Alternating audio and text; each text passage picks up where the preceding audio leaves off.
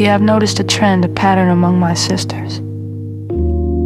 We started looking at men like they're fixer-uppers on a late-night reality show.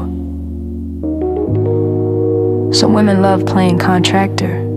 They see a man with bad habits, no vision, and zero communication skills, and instead of seeing a do not enter sign, they see a vision.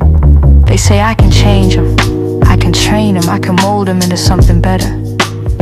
But baby, look at your hands. You're covered in dust and debris, trying to renovate a man who likes his broken windows, just the way they are. Because a grown man is not a project. He's not a DIY makeover you found on the clearance rack. He's not a little boy in need of a mother's hand. I can guide you, yes, I can support you, absolutely. But I cannot force you to be a man you don't even want to be. Healthy is a partnership. It ain't parenting. It's exhausting trying to fix someone who's comfortable in their mess. You're out here doing the plumbing, the wiring, and the heavy lifting, while he's just sitting on the porch, watching you sweat. Now you're tired, you're stressed, you're frustrated. You're carrying the weight of two people on one set of shoulders and a real kicker. You're trying to build up a man who hasn't even picked up a hammer for himself.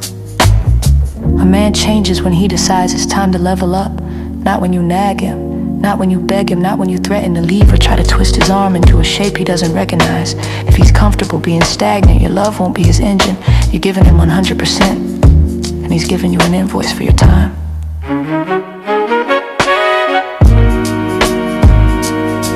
Two adults should be growing together, not one person dragging the other uphill like a heavy suitcase.